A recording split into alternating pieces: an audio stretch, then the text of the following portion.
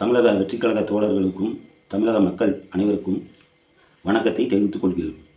தமிழக வெற்றிக் கழகம் ஆரம்பித்து 2 ஆண்டுகள் ஓடிக்கொண்டிருக்கின்றது. இந்த வேலையில் ஒரு 2 பேர் இருக்கிறார்கள். இந்த ரோஸ்ட் பிரதர்கள், அது ஒரு வேஸ்டான பிரதர்கள். அவங்களுக்கெல்லாம் ஒரு முக்கியம் கொடுத்து பேசணும்னு நாம் நினைக்கல. ஏன்னா தொடர்ந்து ஒருமையில் விஜயை பேசிக்கிட்டு இருக்காங்க இந்த 2 பேர். இவங்களுக்கு என்ன வேலைன்னா, இவங்க இந்த தியேட்டர்களில் படம் பார்த்துட்டு வெளியே வரும்போது படம் எப்படி இருக்குது அப்படின்னு கேட்குற வேலையில் இருந்தாங்கன்னு நான் கேள்விப்பட்டேன். ஒரே தனிநபர் தாக்குதல்.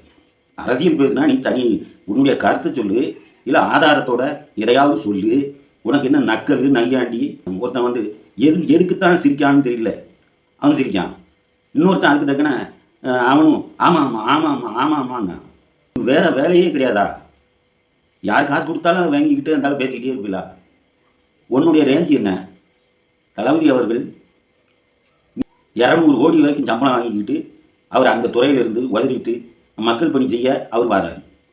அது தமிழ்நாடு அறிஞ்ச ஒரு செயல்.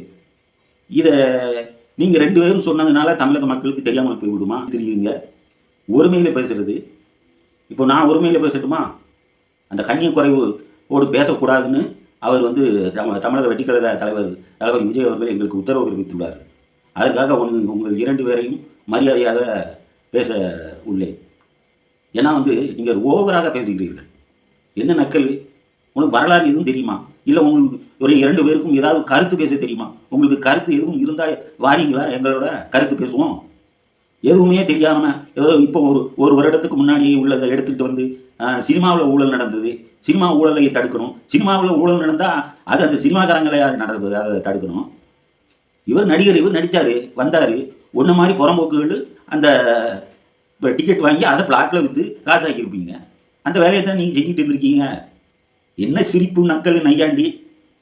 உங்களுக்கு அவ்வளவு ஏளனமாக தெரியுதுன்னா, உங்களுக்கு நான் உங்களை மதித்து பணிவாக நான் சொல்லிக்கொள்ள கடமைப்பட்டுள்ளேன். யாரையும் தனிநபர் தாக்குதல் பேசாதீர்கள். உங்களிடம் எந்த கருத்தும் இல்லை, எந்த ஆதாரமும் இல்லை. ஆதாரம் இல்லாமலும் கருத்து இல்லாமலும் ஒருவரை தனிநபர் தாக்குதல் நடத்துவது, ஒருவரை இகழ்ந்து பேசுவது, இழிவாக பேசுவது, நக்கல் அடிப்பது, நையாண்டி அடிப்பது, இதெல்லாம் நிறுத்தி கொள்ளுங்கள். ரொம்ப நாள் ஓடாது. யார் ஒரு 500 ரூபா கொடுத்தா உடனே அவங்க யாரை பேச சொல்லாங்களோ அவங்கள பேசிடுறது. உங்களுக்கு வெக்கமா இல்லையா? ஒரு மாதிரி வெக்கப்படுங்க. வெக்கப்பட்டு கூச்சப்படுங்க. இப்படிலாம் நம்ம சிரிக்கிறோமே, அசிங்கமாக இருக்காதா? நம்மளை பார்க்குறவங்க மதிப்பாங்களா அப்படின்னு கொஞ்சமாவது இருக்கா? நீ எங்க? விஜய் எங்க? நீ இந்த தெருவுக்குள்ளே போனால் ஒரு சொல்லப்போனால் நான் இன்னும் ரொம்ப பேசுவேன். ஆனால் அப்படிலாம் பேசக்கூடாது. நான் உங்களை 2 பேரும் மரியாதையாக சகோதரர்களாக நான் சொல்கிறேன்.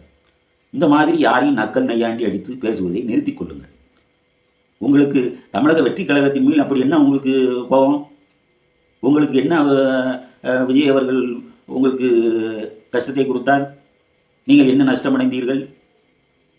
உங்களிடம் கருத்து இருந்தால் கருத்தை சொல்லுங்கள். நியாயமான கருத்து இருந்தால் ஆதாரத்துடன் சொல்லுங்கள். தவறு இருந்தால் ஆதாரத்துடன் அந்த கருத்தை நீங்கள் வெளியே சொல்லுங்கள். ஒரு ஊடகம் ஒரு யூடியூப் வைத்து நடத்துகிறீர்கள். அந்த யூடியூப் நடத்துவது அந்த கண்ணியத்தை காப்பாற்ற வேண்டாமா? அந்த கண்ணியத்தோடு பேச வேண்டாமா? சரியாக பேசுங்கள், கண்ணியத்தோடு பேசுங்கள். உங்களுக்கு பணிவோடு நான் கேட்டுக்கொள்கிறேன். உங்களை பேச வேண்டும் என்பது எனக்கு நோக்கமல்ல. நீங்கள் தனிநபர் தாக்குதல் அதிகமாக விஜய் பேசுவதனால் இப்படி நான் உங்களிடம் பேச வேண்டியது உள்ளது. அதனால் புரிந்து நடந்து கொள்ளுங்கள். வணக்கம்.